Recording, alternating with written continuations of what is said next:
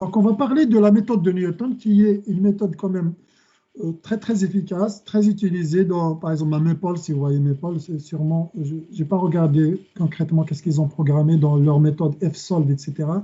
Mais très, très grande chose qu'il y a de Newton, peut-être des variantes de la méthode de Newton, etc. Mais les méthodes de Maple pour résoudre, parce que toutes ces méthodes sont déjà programmées dans Maple. Donc, la méthode de Newton est déjà programmée. Alors, pourquoi elle est programmée? Parce que c'est une méthode très, très efficace. C'est quoi le principe de la méthode? Je vais vous faire avant de vous donner l'explication, la formule mathématique, on va donner l'interprétation géométrique. Donc ça, voici une fonction f qui a une racine quelque part ici, z, une racine où la solution d'équation de x égale 0, c'est z ici. On démarre d'un point x0, on essaie de démarrer d'un point suffisamment proche de la solution. Suffisamment proche. Pourquoi on démarre d'un point suffisamment proche? Bon, puis le mot suffisamment proche aussi. Hein. On ne va pas rentrer dans le détail, qu'est-ce que ça veut dire suffisamment proche. Mais en tous les cas, on ne veut pas démarrer d'un point très loin de la solution où la fonction risque d'avoir des comportements un peu bizarroïdes qui vont faire en sorte que notre algorithme ne va pas vers la solution. Soit il va nulle part, soit il va vers l'infini, soit notre algorithme il va se balancer ici vers une valeur qui n'est même pas la solution, etc. Mais donc, on démarre d'un point suffisamment proche de la solution. x0 suffisamment proche. On verra ce que ça veut dire. Admettons, c'est mon point ici, c'est 2. C'est 2. C'est ça mon point initial. Mon point initial, en fait, c'est la solution approchée à l'étape 1, si vous voulez, à l'étape 0. C'est le point initial, donc ici, l'étape, c'est 0, l'étape initiale. Maintenant, le futur point, comment on le trouve? Je trace la tangente à mon graphe au point d'abscisse x0 égale 2. Voici la droite tangente, vous appelez la droite tangente. C'est la droite qui touche le graphe sans le traverser. Il peut peut-être traverser plus loin, mais en tous les cas, au point 2, d'abscisse 2, il va juste le toucher comme ça, sans le traverser. Cette droite tangente, elle va traverser l'axe des x en x1. Sauf exceptionnellement, si la dérivée est nulle, on va avoir une droite parallèle à l'axe des x, mais ça, c'est des cas particuliers qu'on verra. Mais en tous les cas, elle va couper l'axe des x au point x1. Et bien, ce x1, c'est la nouvelle valeur approchée de ma solution.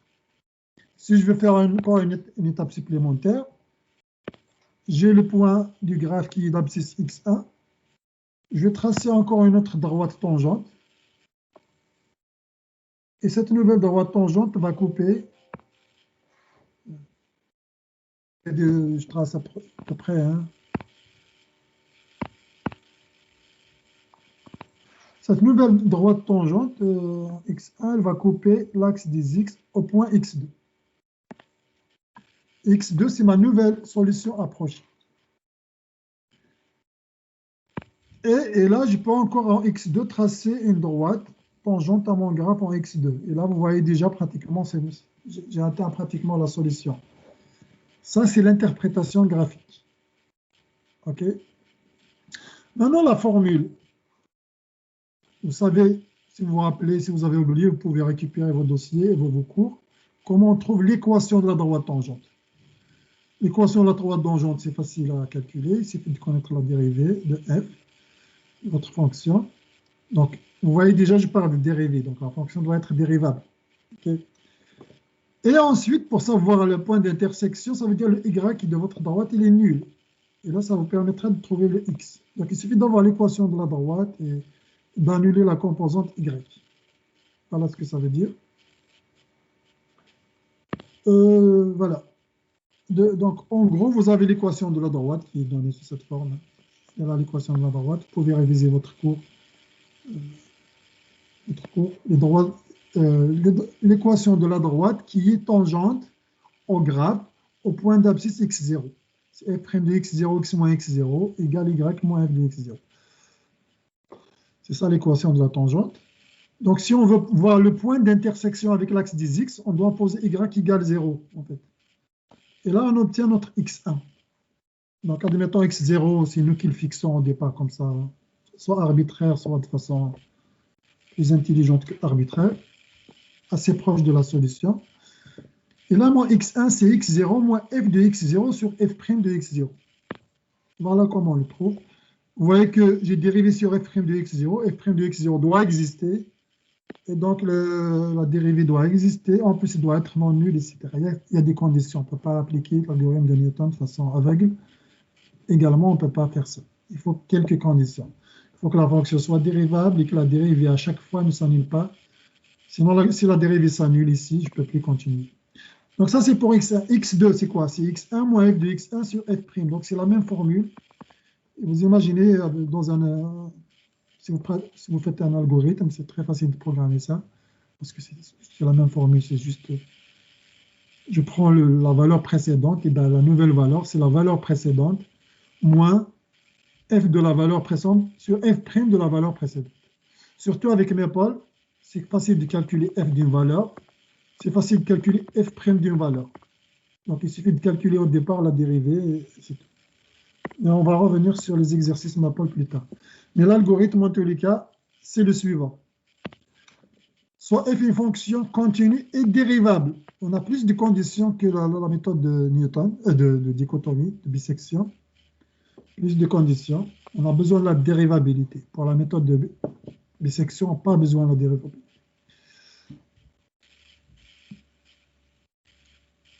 Calcul f de z égale 0. Donc, on suppose qu'il y a une racine z égale 0. Si la dérivée de xn à toute étape, si la dérivée à toute étape est différente de 0, parce que s'il est nul à un moment donné, l'algorithme va s'arrêter. Alors, z est obtenu par l'approximation suivante. xn plus 1, c'est xn précédent, la valeur à tout moment, c'est la valeur précédente. La valeur approchée à l'étape n plus 1, c'est la valeur approchée à l'étape n, moins f de la valeur approchée précédente sur f' de la valeur approchée précédente. Voilà. Et bien sûr, il y a une valeur de départ qu'on doit donner. Il faut que l'algorithme démarre, commence. x0 est une première approximation de z choisie arbitrairement. Mais idéalement, on ne le choisit pas arbitrairement. Il y a des algorithmes où parfois on choisit x0 avec dichotomie pour s'approcher suffisamment de la solution. Après, on enclenche avec Newton, par exemple. Donc, il y a des combinaisons de ce genre. Maintenant, le test d'arrêt. Le test d'arrêt, c'est quoi? C'est que on regarde juste la différence entre la valeur approchée de l'étape précédente et cette nouvelle valeur approchée. Dès que la différence est très petite, ça veut dire qu'on considère qu'on n'avance pas suffisamment, on n'avance pas beaucoup. La différence entre la valeur approchée précédente et la nouvelle valeur est très minime. Ça veut dire que je ne bouge pas beaucoup finalement, c'est pratiquement la même valeur. Donc, je peux me contenter de cette solution en quelque sorte. Voilà la logique qui est derrière.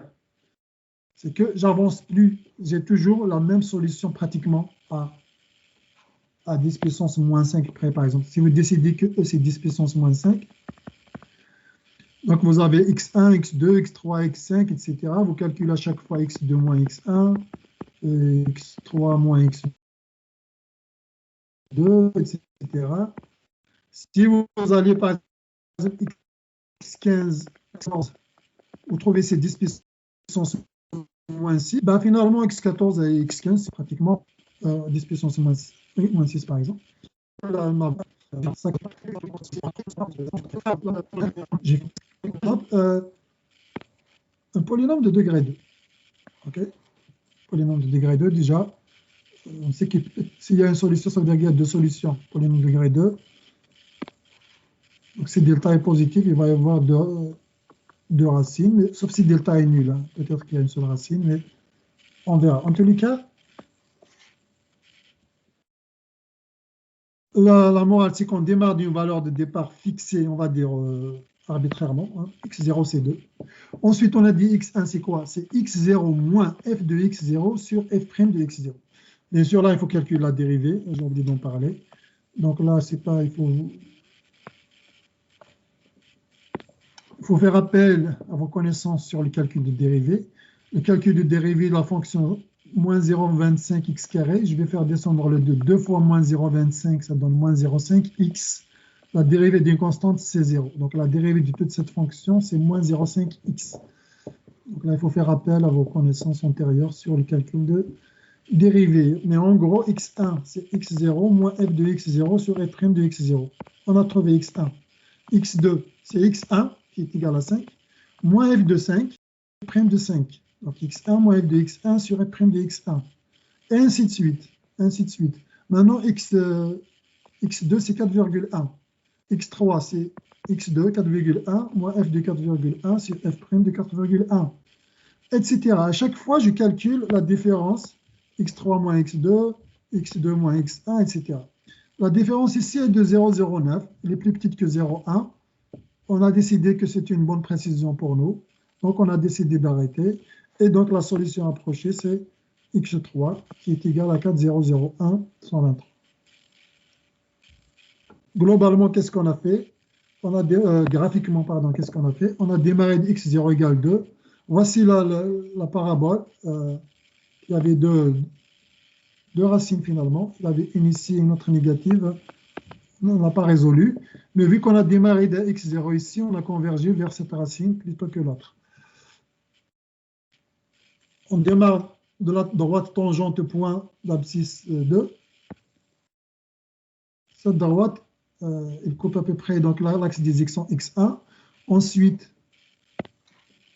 au point d'abscisse x1, je trace la droite tangente. Et là, je trouve mon x2 qui est là. Et je continue. Là, je suis déjà pas mal très proche de la racine. Vous voyez, la convergence est très rapide quand même. 3 itérations déjà, on est pas mal collé graphiquement, en tout cas visuellement. On voit qu'on est pas mal collé à la solution. Alors qu'avec dichotomie, là, on risque de tourner encore ici pas mal de temps. Est-ce que vous avez des questions avant de faire l'exemple 3.4?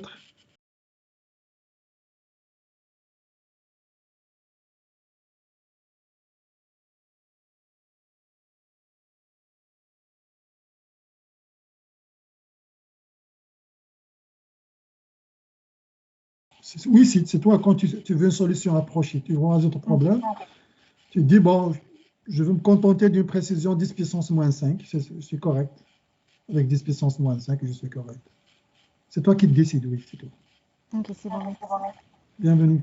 Ça dépend des problèmes. Si tu fais de la physique nucléaire, peut-être il faut faire 10 puissance moins 12 comme précision. Si tu fais de l'économie, peut-être 10 puissance moins 3, ça va suffire. Mais effectivement, c'est celui qui résout le problème qui va le définir.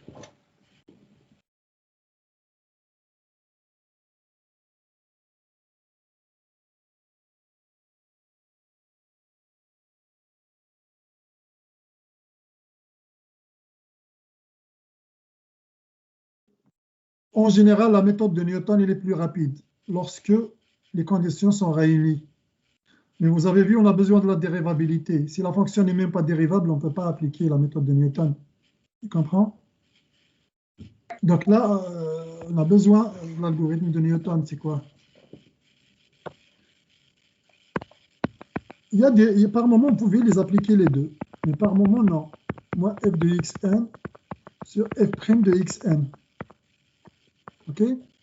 Donc là, j'ai parlé de f', il doit être dérivable. Et non seulement dérivable, mais la dérivée ne doit pas s'annuler. Si la dérivée s'annule, là, il y a des risques. Peut-être ça va marcher, peut-être la dérivée s'annule, ça veut dire, par exemple, on va avoir un truc comme ça. Là, la dérivée s'annule. Vous comprenez? Ça veut dire quoi, en fait? Si jamais je démarre mon point x1, admettons c'est là, et que le futur prochain, c'est x2, il est là, et que après je trace la tangente en x2, et c'est une droite horizontale. Il ne va plus couper, il ne va pas couper l'axe des x. Donc, je ne pourrai pas trouver mon x3. L'algorithme ici, il va s'arrêter. Si jamais la dérivée f de xn à une certaine étape n, elle est nulle. Il y a des conditions. En gros, si les deux méthodes s'appliquent, et aucun souci, bien sûr, c'est la méthode de Newton qu'il faut privilégier. Vous comprenez? Mais la méthode de dichotomie ou de bisection, à moins de conditions pour converger. La méthode de dichotomie, en fait, elle converge tout le temps. pourvu que vous avez les conditions initiales telles que l'unicité, la solution f de a positif, f de b négatif, par exemple, ou vice-versa. Ils convergent tout le temps. C'est un algorithme long, mais ils convergent tout le temps. Vous avez la continuité, ça converge tout le temps. Alors que, par exemple, avec Newton, il faut... je viens de dessiner un exemple. Si jamais il y a la dérivée s'annule à l'intérieur de l'intervalle et qu'on décide d'appliquer Newton, par exemple, c'est la... Comme je viens de faire dans l'exemple, si la dérivée ici à l'intérieur de l'intervalle, si jamais dans cet intervalle, je décide d'appliquer la fonction de cet intervalle, donc je démarre mon valeur initiale x0 par exemple, ici je l'ai appelé x1. Si je démarre ici à l'intérieur de cet intervalle AB et que la fonction elle a une dérivée qui s'annule dans cet intervalle, il y a un risque que l'algorithme s'arrête.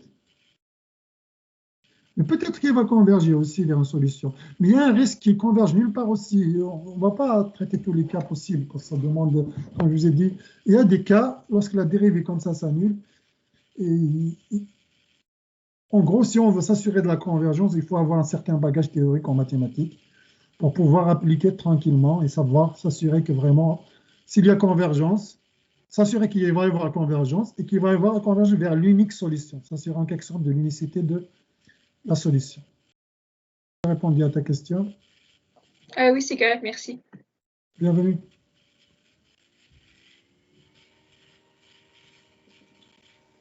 Ça va, on peut continuer? Voilà, donc s'il n'y a pas de questions, pour moi, je considère que c'est clair. Donc, voici un exemple, fonction x4 moins x carré moins 3. Donc ici également, on a vu comment on fait l'algorithme, mais pas pousser les études mathématiques, est-ce qu'il y a existence, est-ce qu'il y a unicité de solution, est-ce qu'on va avoir des problèmes de convergence, quelles sont les caractéristiques de la fonction. On n'a pas vu ça, mais l'essentiel, c'est de comprendre globalement comment fonctionne l'algorithme. Donc là, on a un polynôme, il est de degré 4 déjà, donc il risque d'avoir 4 racines carrément, mais on va voir s'il y a déjà 4 racines, parce que j'ai fait le graphe, je crois qu'il n'y avait pas 4 racines, il y a une seule ou deux, je ne me souviens plus. Je crois qu'il y avait 2 racines, donc on va converger vers une. En tous les cas, ce n'est pas donner l'erreur ici ou la précision, là on va choisir 0,1. Trouver un 0, ça ne dit pas de trouver, donc il y a 2 à vrai dire, il y a 2 zéros. On va voir le graphe, mais je pense qu'il y a 2 zéros. Et où l'exemple tout à l'heure? C'est 3.4 cet exemple? 3.4. Oui. Donc 3.4, il y a 2 zéros. Nous, on va converger vers l'un des deux. Ça dépend du point initial, la valeur initiale. Ici, pour une valeur initiale de 3, d'après le numéro, je crois que c'est 3. x0, c'est 3. On va converger vers une des solutions, c'est-à-dire on va converger vers celle-là. Celle-là. OK? Voilà, c'est ce qu'on va faire dans cet algorithme. Concrètement, comment on fait? Donc l'algorithme, il faut d'abord calculer la dérivée. Okay? La dérivée, vous savez, la dérivée d'un polynôme. La dérivée de x4, c'est 4x cube. La dérivée de x carré, c'est 2x. La dérivée d'une constante 3, c'est 0. Voilà. Ça, c'est la dérivée. Maintenant, l'algorithme lui-même, c'est quoi? C'est qu'on a besoin d'une valeur de départ x0. C'est 3, elle est donnée dans le numéro, sinon on est obligé de choisir, nous, hein. On va dire au hasard. Et puis, à chaque étape, x de l'étape n plus 1, c'est x de l'étape précédente, xn, moins f de xn sur f' de xn. Ça, c'est l'algorithme lui-même. Okay? On va l'appliquer sur Excel. Donc, x1, c'est 3. L'étape 1, ici, je n'ai pas écrit l'étape, j'aurais pu ajouter l'étape ici, si vous voulez. Étape ou itération, 1, 2, ou bien ici, étape 0, on va dire, puisque la valeur initiale, on l'a appelée x0, donc ça, étape 1, 2, 3, 4, etc. Mais en gros, le principe, c'est ça, c'est que je calcule quoi? Pour calculer x1, x0, c'est 3, ok, mais pour calculer x1, j'ai besoin de quoi? J'ai besoin de x0, ok.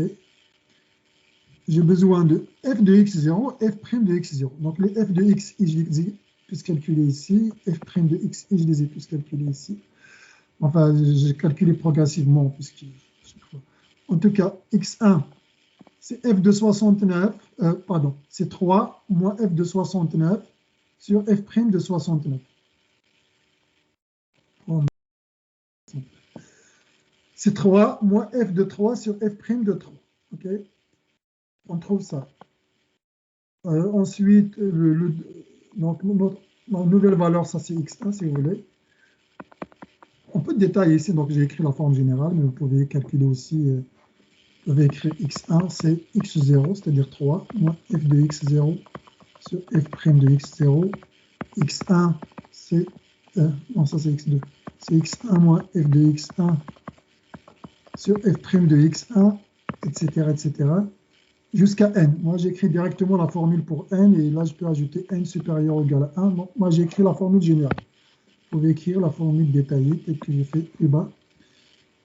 Et là, à chaque fois, on calcule l'erreur. L'erreur, c'est quoi? C'est juste la différence. Donc, l'erreur, au départ, il n'y en a pas, il n'y a pas d'erreur. Il faut au moins deux valeurs pour calculer l'erreur, puisqu'on a dit l'erreur, si vous vous rappelez bien, l'erreur, c'est xn plus 1 moins xn.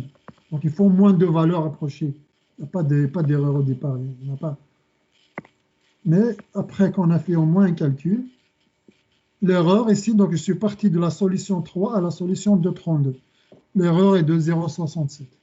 Ensuite, de la solution 2,32, toute cette colonne, c'est des solutions approchées, bien sûr, mais on est censé s'approcher de plus en plus de la solution. Ensuite, de 2,32, je suis passé à 1,86, et là, l'erreur, c'est 0,45, etc. Jusqu'à la valeur 1,52, où l'erreur est 0,086. Là, on a décidé 0,1 pour l'erreur ici. Vous ajoutez 0,1 ici pour le numéro. Donc, on est supposé arrêter ici. Mais si jamais on continue, vous allez voir ici que ça ne bouge pas vraiment. Entre x5, x6, x6, x7, x8, c'est la même valeur pratiquement. Bon, c'est vrai que j'ai pris juste 3 décimales, mais on va voir dans le fichier qu'est-ce qui se passe. Voilà, ici j'ai pris 3 décimales. Et si jamais je prends plus que 3 décimales, qu'est-ce qui va se passer? On va voir ce que quand même on est pas mal proche de la solution. Je vais prendre plus de décimales. Quand même 48, 99, 48, 99. C'est pas mal. On a pas mal atteint la solution. On ne bouge plus. C'est pour ça l'erreur ici et les zéros. Vous voyez l'erreur et les zéros. Peut-être que ce n'est pas zéro. Hein. Peut-être qu'il faut beaucoup de zéros. Mais en tout cas, c'est presque zéro. Okay.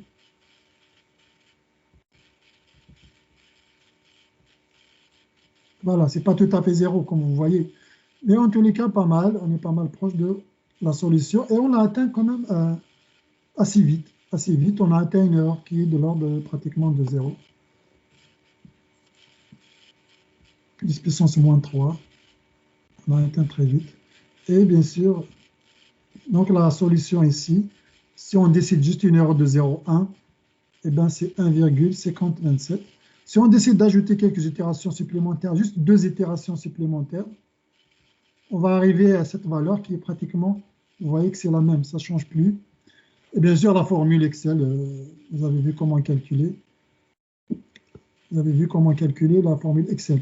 On a dit c'est A2 moins B2 sur C2. Donc A2, c'est quoi? C'est x moins f de x sur f' de x. Là, j'ai juste, c'est la colonne de f, et ça, c'est la colonne de f'. Ça, je l'ai fait avec Maple, c'est le graphe. Et la solution obtenue avec Maple, il y a 2 solutions, bien sûr. Notre algorithme va juste vers la solution positive parce qu'on a démarré de 3. Donc, on va vers la solution 1, 517, 48, 99. On a atteint la même solution que Maple. Enfin, Maple, ils ont trouvé les 2 solutions, bien sûr. Mais nous, en démarrant de 3, on a atteint une des solutions qui est pas mal, on est pas mal la même solution. Voilà, qu'est-ce que je voulais ajouter sur ça? Voilà, donc la solution approchée, si vous pouvez ajouter la solution approchée, c'est x étoile. La solution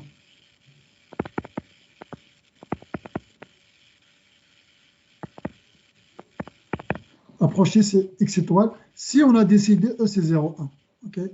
Bien sûr, si on veut pousser plus loin, on décide d'une erreur plus petite que ça, on peut pousser plus loin l'algorithme et s'arrêter plus loin. Est-ce que ça va? Est-ce que vous avez des questions? Des questions?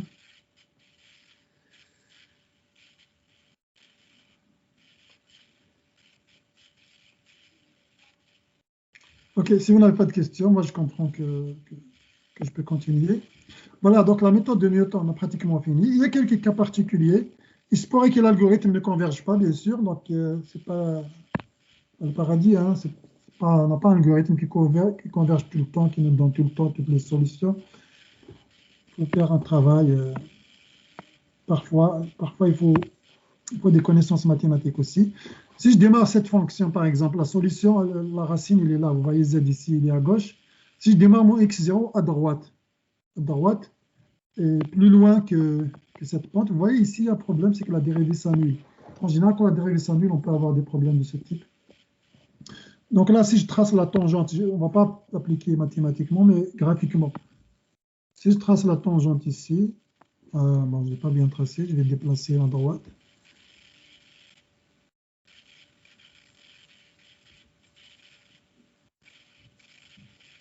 Voilà, si je trace la tangente, vous voyez, elle coupe le graphe ici.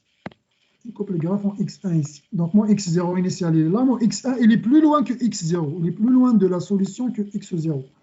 Ensuite, je trace une autre tangente ici. Une autre tangente, vous la voyez bien. C'est celle-là. Et là, mon x2, il est encore plus loin. Si vous continuez, vous allez voir, on est en train de diverger, ce qu'on appelle un algorithme, il diverge. On a une suite qui va diverger. On n'a pas une suite qui va converger vers la solution ou une des solutions. On a une suite qui va diverger. Ici, elle va aller vers l'infini. En fait. Sauf si accidentellement, quelque part, la fonction elle a un autre comportement. Mais si la fonction continue comme ça, la suite va aller vers l'infini. Donc, ce n'est pas le paradis partout. Hein. Il se pourrait que l'algorithme s'arrête si la dérivée est nulle. Hein. Si à un moment donné la dérivée est nulle, je l'ai expliqué déjà, l'algorithme va s'arrêter. Si vous tombez sur un x1 quelque part ici, que la dérivée est nulle, la prochaine tangente ne va pas couper l'axe des x. Okay? Donc là, elle s'arrête. Mais il y a des situations, où...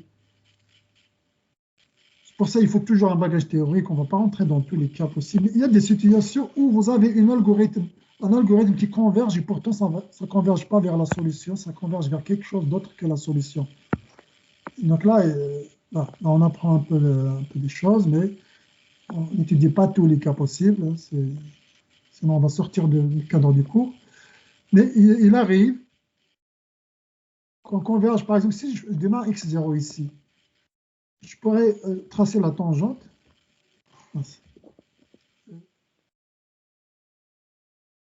Je vais tracer un autre graphe, un meilleur graphe, pour expliquer mon point de vue. On va essayer de tracer quelque chose comme ça. Bon, ici, la solution, elle est là. Okay. Maintenant, accidentellement, bien par choix, hasardeux, j'ai choisi mon x0 ici. Je fais ma tangente. La tangente. Admettons, donc mon point x1, il est là. Okay. Pas la peine de tracer la tangente, juste comme ça, d'après. La tangente, admettons, mon point x1, il est là. Et là, je trace la tangente. Je trouve x2, il est là. Je trace la tangente. x3, elle est là. x4, x5, etc. Et je vais avoir une suite qui va converger vers cette valeur que je vais appeler alpha. Vous allez voir graphiquement, que ce soit mathématiquement, les calculs, les valeurs de votre suite xn, ils vont s'approcher de alpha. Et pourtant, alpha n'est même pas la solution. Vous voyez? Donc, pour vous dire, c'est beau de faire la théorie, mais en pratique, c'est beau d'avoir des algorithmes comme ça, facile à implémenter, mais en pratique, on a besoin de la théorie quand même pour s'assurer que tout se passe bien, que la valeur que m'a donnée mon algorithme, c'est vraiment une solution. Vous comprenez? C'est pour ça que les machines ne vont jamais remplacer les êtres humains.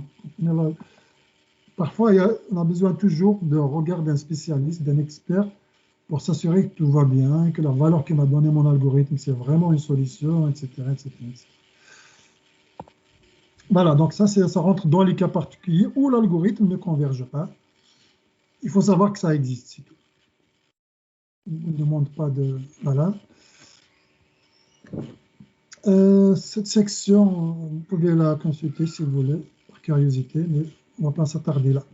Maintenant, si jamais vous n'avez pas f de x égale 0, vous avez f de x égale g de x. Ça, je l'ai déjà expliqué au tout début. que ce soit pour dichotomie ou pour Newton, c'est la même chose. Vous remplacez votre problème par un problème f de x moins gx égale 0. J'ai déjà donné l'exemple. Si vous avez exponentielle x moins x égale 0, par exemple, vous avez l'équation exponentielle x égale x, comment vous allez appliquer Newton?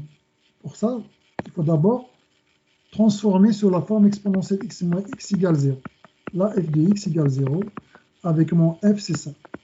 Et là, je peux appliquer Newton, puisqu'il s'agit juste de trouver un point, s'il y en a un, ou s'il y en a beaucoup, on ne sait pas, point d'intersection avec l'axe des x. Donc ça, j'ai parlé. Si vous avez f de x égale g de x, il faut écrire sous la forme f moins g égale 0. Ça va jusqu'à présent?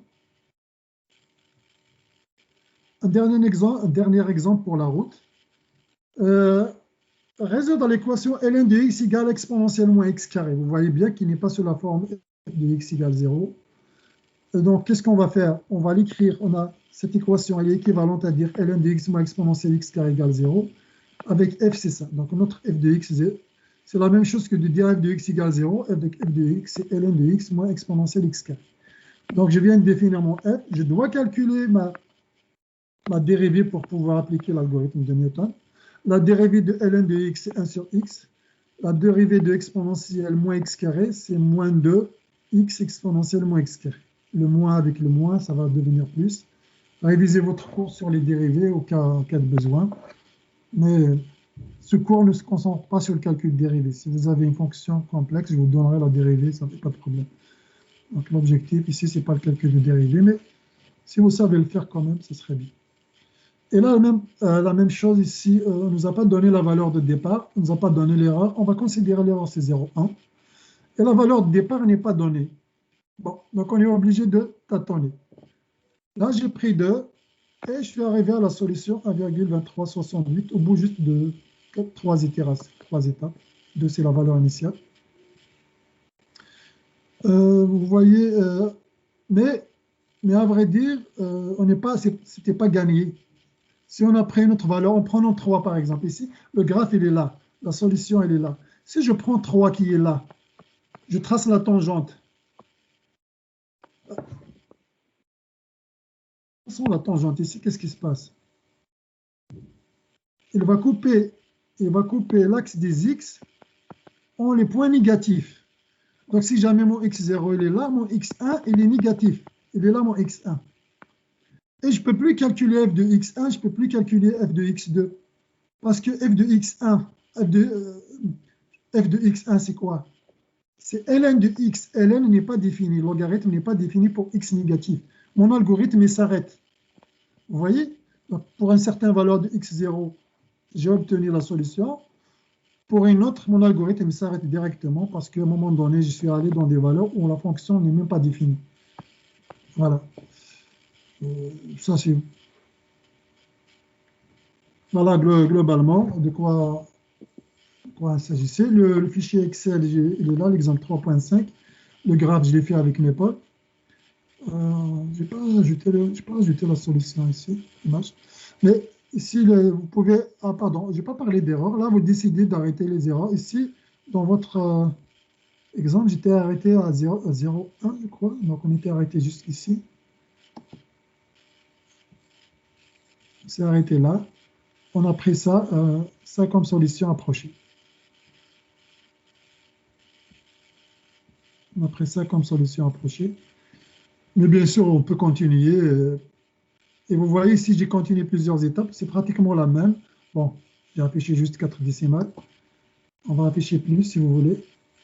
On va afficher beaucoup plus de décimales. On va voir est-ce que vraiment... Oui, c'est pas mal la même valeur à partir d'ici. À partir d'ici, c'est pas mal la même valeur à beaucoup de décimales près. Hein? Parce que l'algorithme, ça converge vraiment très très vite en général. En général, bien sûr, ça converge très vite. C'est un algorithme efficace. Voilà ce qu'on peut dire sur l'algorithme de Newton. Et si vous avez des questions, sont les bienvenus.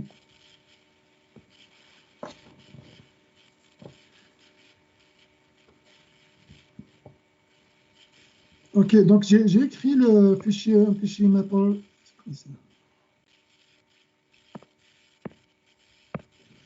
mon Maple, il est là. J'ai écrit un programme dans Maple. Je vais vous le partager si vous voulez bien. J'ai juste sélectionné les exemples des notes de cours. J'ai juste tracé le graphe et résolu l'équation. C'est tout ce que j'ai fait. Je n'ai pas fait quelque chose d'exceptionnel ici. Donc, comme je l'ai expliqué, j'ai défini une zone de programme. Si vous vous rappelez bien, avec Maple, on le fait avec ce bouton. C'est pratique. À l'intérieur de la zone de programme, c'était C++. Par exemple, on exige d'avoir un point-virgule à la fin. Et on n'est plus strict sur la syntaxe et tout ça. Alors que si vous écrivez juste à l'extérieur ici, vous écrivez une commande, Maple va l'interpréter quand même si vous ne mettez pas de point-virgule. Donc, je vais vous partager ce fichier si vous avez besoin de le voir.